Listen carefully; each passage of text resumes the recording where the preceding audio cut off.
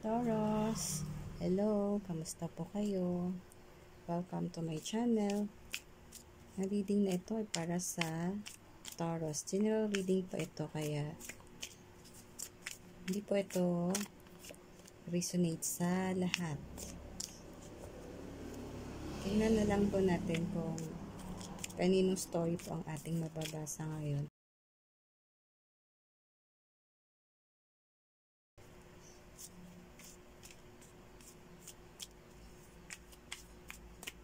Okay, Taurus. Tingnan natin si Taurus. Knight of Wands.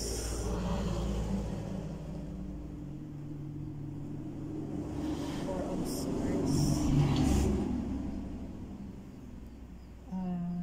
Justice.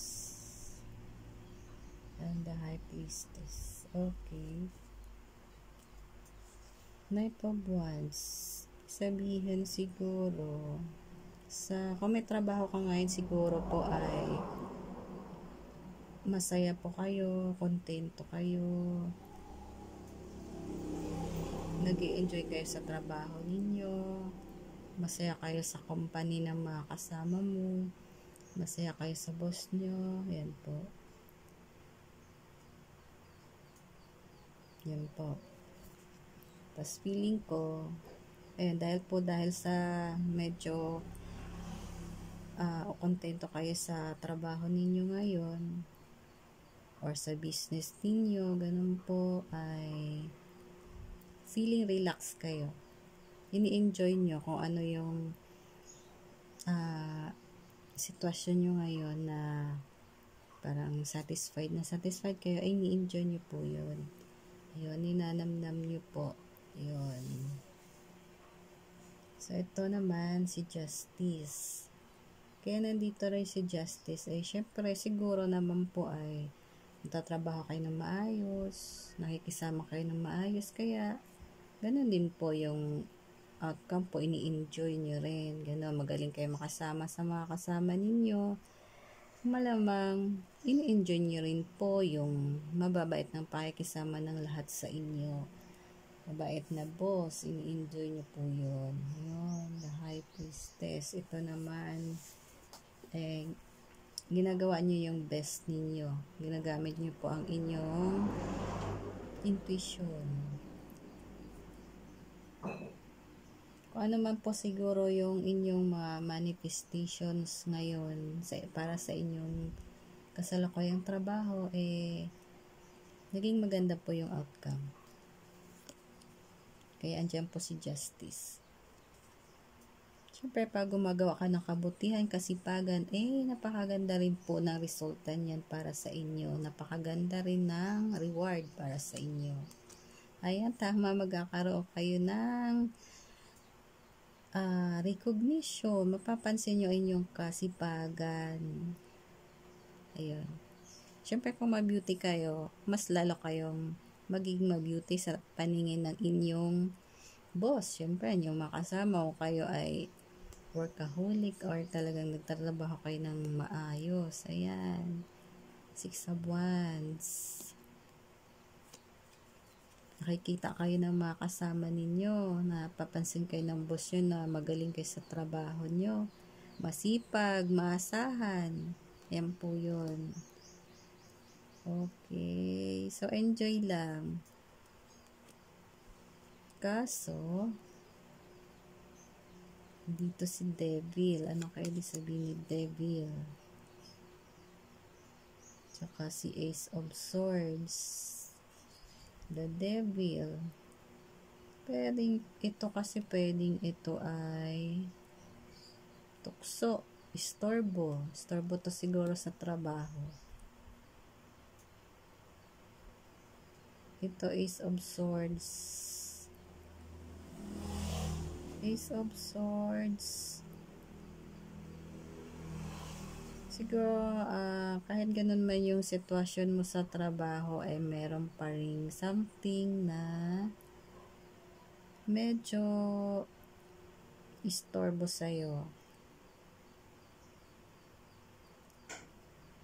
may konti lang naman na istorbo sa paligid. So, gamitin nyo na lamang po yung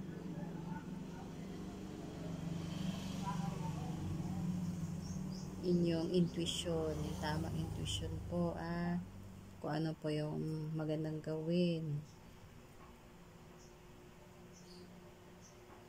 Tsaka siguro, bago kayo gumawa ng isang hakbang or kunwari, magre-react ka, ganon, pag-isipan mo muna ng mabuti. Ganon po. Huwag padalos-dalos sa magiging desisyon mo. Kunwari, gusto mong magsalita, gusto mong gumawa ng action, pag-isipan mo muna ng mabuti. Pag-isipan mo ng mabuti para syempre para maiwasan yung mga problema. Ganun. Kasi nandito si Devil Kahit saan ka naman magpunta talaga kasi gaano man ikaw ka runong makisama, gaano man ikaw ka ingat sa paligid mo nandyan pa rin po yung Devil. Laging may kontrabida yan. Ayun. So, pwedeng kayo tong si King of Swords.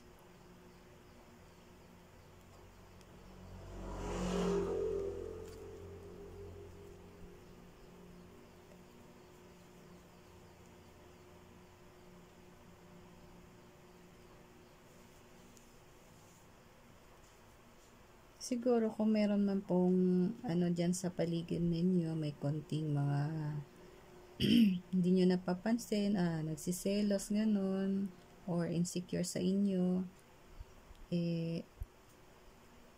kayang-kaya nyo po yan na kayang-kaya nyo pong sakyan, kayang-kaya nyo pong dalhin dahil magaling po kayo sa ganon po, magaling po kayo mag-isip ng solusyon, kung ano magandang gawin.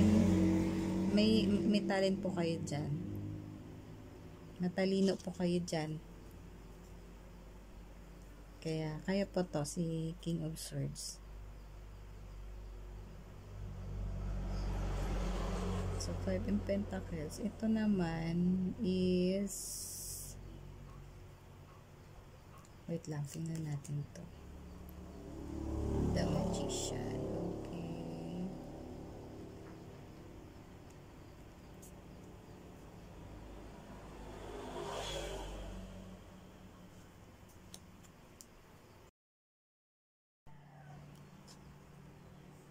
So, kayo po itong si King of Swords. King of Swords, ibig sabihin, ito yung individual na isang individual na matalino, tapos wais, hindi basta-basta pumapatol sa mga devil card, ganon. O kung ano man yung medyo connected sa devil sa paligid nyo po, ganon. So, ikaw, hindi ka basta-basta pumapatol dyan. Dahil ikaw yung tipo ng tao na magaling ka magtimbang-timbang ng tama at mali, gano'n. Hindi ka basta-basta pumapatol sa mga problema, gano'n. Mataas ang iyong IQ. Kaya itong si 5 of Pentacles, hindi ka po apektado nito. Hindi ka apektado financially at emotionally dahil ito ikaw kasi si King of Swords. Ito naman si Magician. Dahil sa ikaw ay nagmanifest ng isang trabaho kung saan ka man ngayon, yan po siguro ay talagang na-manifest mo. Yan yung manifestation mo. Isa sa mga manifestation na uri ng trabaho na mapupuntahan mo at ngayon ay nabigyan ka ng maganda opportunity na nandiyan ka na. Ayan, ini-enjoy mo yung trabaho mo. masaya ka, kontento ka, ganon, sa lahat ng bagay. Kaya etong si Magician, parang gagawin mo lahat. Ganon. Determinado ka na gagawin mo lahat ng best na iyong makakaya at masishare mo sa iyong company para lang mas mapabuti mo ang iyong performance, ang iyong trabaho, ganon. Para mas mapasaya mo yung boss, ganon. Ginagawa mo yung best mo, ganon. Dahil ikaw ay nabigyan nga ng pagkakataon na ganyan. Kaya ito po yung gaganti mo, gagawin mo yung best. Gagawin mo lahat at determinado ka para pagbutihin ang iyong performance.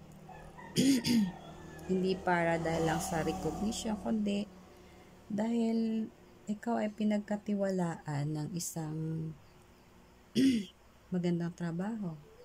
Dahil sa pinagkatiwalaan ka ng ganyang sitwasyon, ganyang posisyon. Kung ano man yung posisyon mo na yan, pinagkatiwala sa'yo ng boss mo, ito rin po, ginagawan mo rin po ng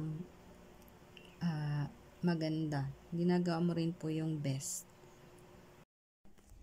Hindi lang para sa isang recognition, kundi para magawa mo na maayos ang mga responsibilidad na pinagkatiwala sa iyo ng kumpanya mo at ng mga big boss mo. Ganda naman ng reading na to. Kung resonate to sa iyo, ay enjoy lang po at ikaw ay blessed na blessed sa trabaho. May iba dyan na mga nagtitiis sa kanilang trabaho kahit di sila ganong kasaya sa kanilang paligid or ng trabaho na binigay sa kanila dahil kailangang kumita. Ikaw mukhang okay na okay ngayon. Wala naman perfect na sitwasyon.